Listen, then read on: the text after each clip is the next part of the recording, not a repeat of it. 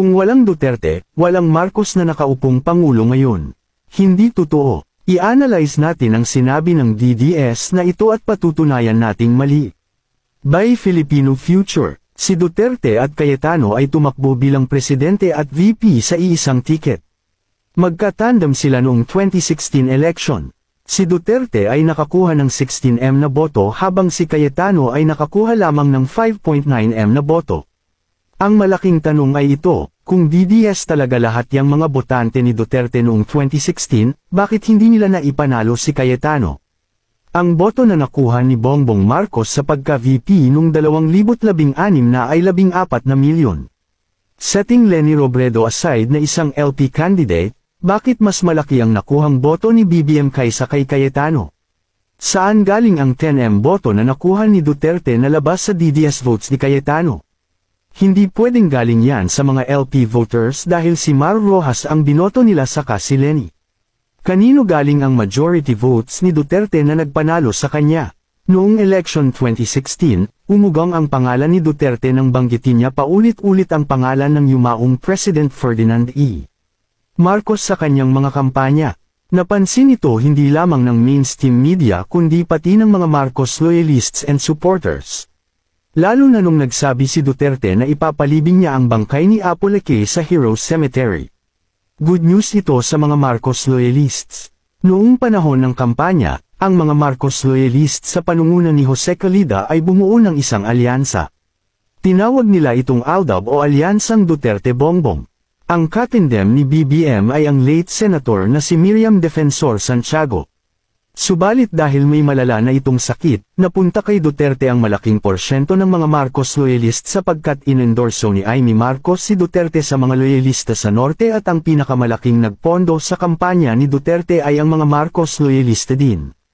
In fact, ang pinakamalaking nagdonate ng pondo sa kampanya ni Duterte ay si Antonio Florindo Jr., na isang Marcos loyalist na nakabased sa Davao City, na sa total of 75 million pesos ang naidonate niya kay sa kampanya ni Duterte.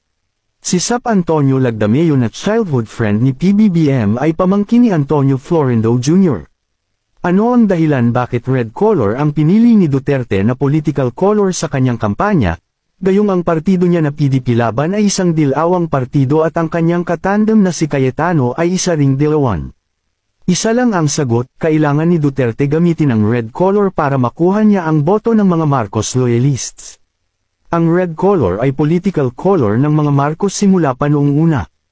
In short, ang pinakamalaking grupo na nag-endorso ng alyansang Duterte-Bongbong ay mga Marcos loyalists.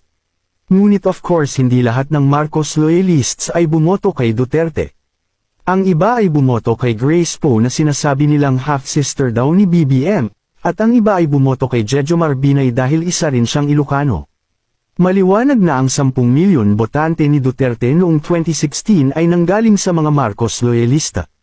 Kung hindi bumoto ang mga Marcos loyalists na ito kay Duterte sa pagkapangulo, malamang sa malamang hindi tayo nagkaroon ng presidenteng Duterte dahil matatalo siya ni Mar Rojas sa boto.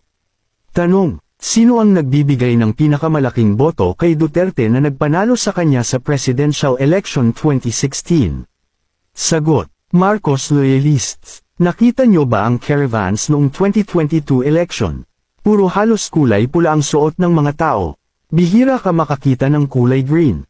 Kaunti lang. At hindi pa nagfa-file si Sara ng kandidatura, nag-umpisa na ang caravan ng mga BBM supporters.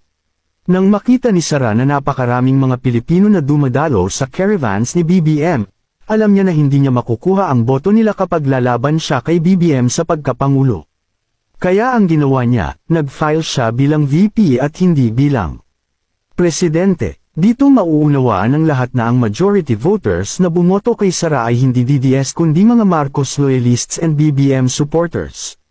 Tandaan, ang DDS ay nag-umpisa lang sa Davao noong 2016. Pero ang Marcos loyalists nandyan na simula pa noong 1965. Kaya ang realidad ay hindi talaga mananalo ang mga Duterte kung hindi sila binoto ng mga Marcos loyalists. At ngayong eleksyon 2025 at 2028, hindi na nila kailanman makukuha ang sagradong boto ng mga Marcos loyalists dahil sa ginawa nilang mga pambababoy, panlalait, pang-aalipusta, at pagbabanta sa pamilya Marcos, lalo na nung nagsalita si Sara na ipapahukay niya ang bangkay ni Apolacay at ipapatapon sa WPS. Ang kawalang hiyaan, kawalang paggalang at delikadeza, at kabastusan ng babaeng ito ay lalong nagpa-discourage sa milyong-milyong Marcos loyalists na iboto siya sa susunod na halalan. Ang pambabastos nila sa mga Marcos ay nakapagbigay ng matinding sakit sa kalooban ng mga Marcos loyalists na silang silent majority voters sa Pilipinas. Bakit umabot ng 30 milyon ang mga naitalang boto noong 2022? Sapagkat nang malaman ng mga Marcos loyalists na Marcos uli ang tatakbong presidente, nagdagsaan sa COMELEC ang mga matatagal nang hindi nagsisiboto para bumoto uli. Ayon sa COMELEC, ngayon lang nangyari sa kasaysayan ng eleksyon sa Pilipinas ang napakalaking porsyento ng voters turnout, o bilang ng mga bumoto. In short, mas maraming Pilipino ang nagmamahal sa pamilya Marcos kaysa sa mga Duterte minions.